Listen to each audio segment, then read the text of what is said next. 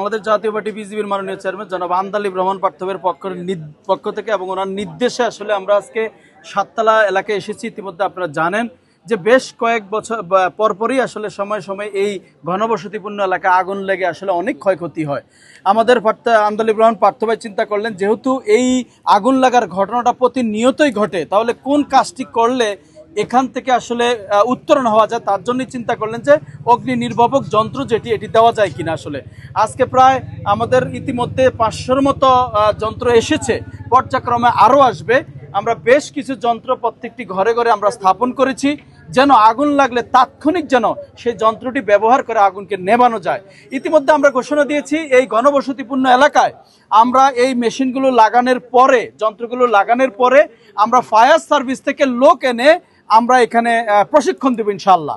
আমাদের মাননীয় চেয়ারম্যান জনাব ব্যারিস্টার আন্দালিব রহমান পার্থ ভাই সজাগ আছে, সবসময় আমাদের নির্দেশনা দিচ্ছেন কিভাবে আগামী দিনে যেন এই আগুন লাগানো থেকে রক্ষা করা যায়, মানুষকে যেন হেফাজত করা যায়। তার জন্য ইনশাআল্লাহ ফায়ার সার্ভিসের সাথে আমরা ইতিমধ্যে কথাও বলেছি, সময় সুযোগ মতো আমরা এখানে প্রশিক্ষণ দিয়ে প্রত্যেকটি মানুষকে ট্রেন আপ করব যেন এই আগুন থেকে মানুষ রক্ষা পেতে পারে। আসলে বিষয়টা হচ্ছে এর আগেও অনেকবার আমরা যখন এখানে 18 সালে, 19 সালে, 20 সালে প্রতি বছরেই এই করাইল বস্তি এবং এই সাততলা বস্তি, বাসানটেক বস্তিতে অনেকবারই আগুন লেগেছে।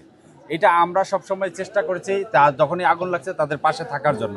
ব্যারিস্টার আন্দালিব রহমান পার্থ ভাই সবসময় তাদের পাশে থেকেছে। এইবারও আগুন লাগার পরে তিনি সরাসরি সশরীরে এসে দেখেছেন, দেখার পরে তিনি অনুধাবন করেছেন যে এইটা আমরা এই 25-30 বছরে কোনো রাজনীতিবিদ বা কেউই মানবতার কল্যাণে যে কাজটা ভিতর থেকে করার কথা, যেখানে অগ্নি হইলে বারবার তাদেরকে এমনভাবে প্রশিক্ষিত করা এবং এই যন্ত্রগুলো এইভাবে দেওয়া যেন তারাই যেন তাদের সমস্যাটার সমাধান করতে পারে।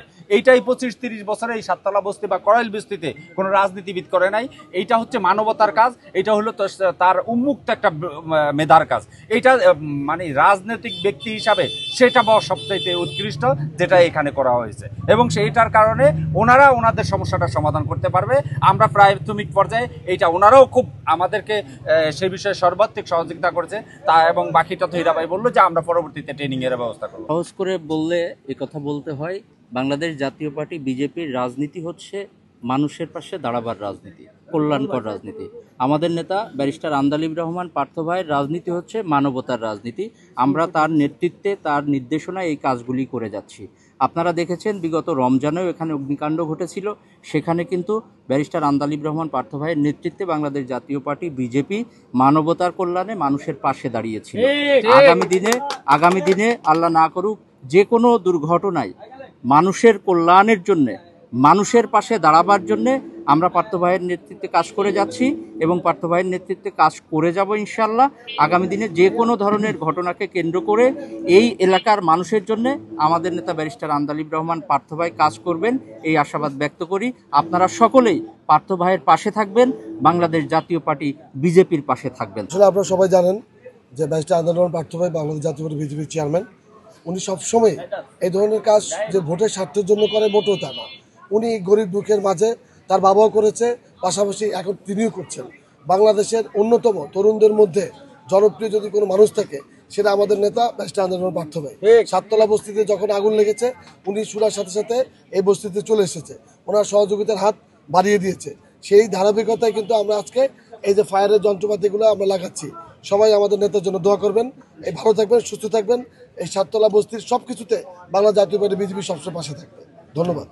পার্থবের পক্ষ থেকে যে আপনার ক্ষতিগ্রস্ত মানুষ আগুনটা লাগে, এই ফায়ার গ্যাসের বোতল আপনাদেরকে দেওয়া হয়েছে। আমরা কোন জায়গায় লাগালে আপনাদের জন্য ভালো, আপনারা আমাদের দেখা দেন আমরা এই জায়গায় লাগাবেন। এটা রিস্ক আপনারা, জি হ্যাঁ এটা রিস্ক আপনারা, এটা তো আপনারা সেভে রাখবেন। আমি 10 দিন 15 দিন পর এটা মনিটর করতে আসবো ইনশাল্লাহ। হ্যাঁ আজকে লাগাবো জি।